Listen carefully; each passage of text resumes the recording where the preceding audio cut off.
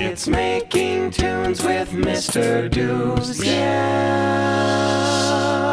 It is sad to say, one cannot record decent quality vocals on a lick and a promise. Thankfully, we live in the best time ever. Current digital technology has provided an affordable option for almost any level of financial commitment. Meaning, you don't need $1 million studio to drop mad beats. Now, at the simplest level, you only really need 3 things: a microphone, a computer. I'm sorry, Dave. I'm afraid I can't do that. I'm shutting you down, Hal. And something to listen on. Back in the early years of Triforce films, I would literally connect a dynamic microphone straight to a mini mic jack on my computer sound card. Now, this is still an option. It's just not a good one. Once you've experienced a more elaborate and quality setup, you'll understand why one might become interested or even obsessed with better studio equipment. While attending school for audio engineering, I've trained on some pretty massive and elaborate consoles: Solid State Logic, Toft, DigiDesign. I'm clearly just giving a frame of reference here, as I doubt anyone's looking to spend $100,000 or more on a basement studio. This is just to illustrate that there are a number of variations in the complexity of your potential setup, and also to help you appreciate that there are some very clever shortcuts to achieve a professional sound on a budget. Let's take a look at the equipment that I use in the studio here. This is the Apex 460 tube condenser microphone. It costs between $300 and $400. This microphone is really well-rounded. It sounds great for most vocal situations, and it's got a fairly even frequency response from lows to highs. And it captures transients really well, so it's ideal for vocal percussion. Now, I've actually compared this microphone directly with the SE Gemini and the Neumann U87, 2 of the industry giants costing a few thousand each, and they're nearly indistinguishable. So look online for the reviews and comparisons, do your research, and see where the real value lies. A great microphone doesn't need to cost a fortune. This mic provides its own power, though most often you would need a preamp that provides phantom power for a condenser microphone. That's pretty standard. A condenser microphone is almost a must. A dynamic microphone like this doesn't require any power, but it's far weaker and it has a slower attack. It can't capture everything that you'll want from your vocals. From there, the signal flows into my preamp. A preamp basically boosts your mic level up to line level. Line level being the loudness at which professional music is recorded and mixed.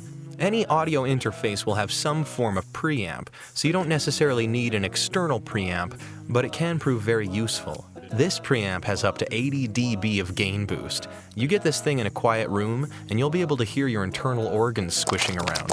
From there, the signal goes into my compressor. Compression basically takes the really quiet parts of a sound and boosts them, while keeping the louder bits from being too loud or distorting. It's something we'll definitely touch on again later, as compression is a very important tool in audio recording. Out of the compressor, the signal goes through an interface. I have a few interfaces, as I've been doing this a long time, and they tend to accumulate. An audio interface is what turns your analog signal into digital ones and zeros that make sense to the computer software. It's the only way that your microphone can communicate with your computer. Some are USB, there's Firewire, Thunderbolt, and they can range from $50 to several thousand, based on the quality of their audio conversion and the clarity or power of their preamps. Again, you should check around for reviews and comparisons with a price range in mind. The good thing is that for what we're discussing, you shouldn't need more than one input. That's kind of the best thing about multi-track recording. If you're already feeling a bit overwhelmed, no sweat. There were a few corners that I cut in the past, and I was still able to record decent vocals. Look at my very first setup. This is just a microphone and a USB audio interface, ranging from $100 to $200 total. Or another option is to get a USB microphone. Blue is a company that makes a fairly high-quality line of USB microphones that have basically crammed your audio interface and your preamp right inside the microphone, about the same cost and even easier to set up. There's literally a solution for everyone at every price. Well, hold on again, mister. How am I going to hear this crap? Yes, we can't forget monitoring. So you gotta buy some speakers, right? Wrong! You don't want speakers. Speakers are designed to boost certain frequency ranges to make your music, movies, and games sound bigger and more badass. This is not what you want when recording and mixing audio. You want monitors. Yeah, that's better. A good set of monitors is engineered for neutral or linear listening. It doesn't boost your highs or your lows. It tries to produce every single frequency at the same level. I run a pair of 8-inch Tannoy Reveals. You may end up with something a bit smaller and less expensive, but the important thing is the flat frequency response. So happy hunting. Now the last thing you need is a good pair of headphones. Jimmy? Is that you, Jimmy? Why, Mr. Dooves? Oh, Why, Mr. Dooves? what's that, little Jimmy? Well, why do I need headphones? When I look at some of the other multi-track artists on the internet, they're not wearing headphones. They're shysters, confidence cement, trying to pull a fast one on you. In order to record any kind of music, you can't have other sounds in the room. Your microphone will hear and record everything, so it has to be really quiet. Well, wait, Mr. Dooves. Without being able to hear the speed or the key of the song, how can you sing the right notes at the right time? Well, little Jimmy, it's pretty simple. You can't.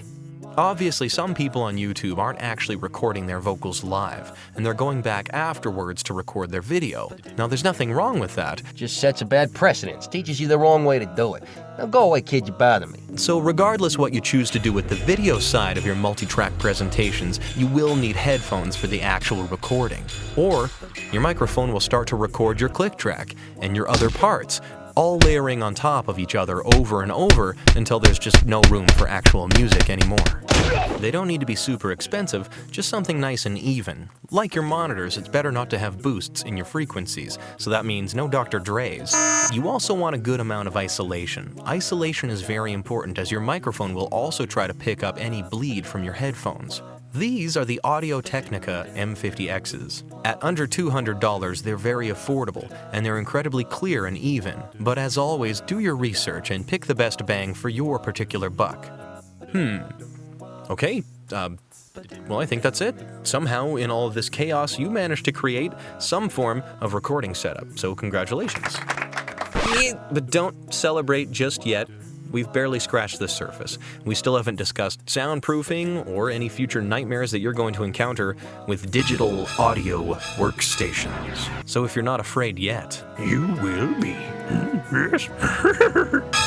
Tune in next time when we delve a little deeper into the world of multi-track recordings on It's making tunes with Mr. Dooves. Yeah.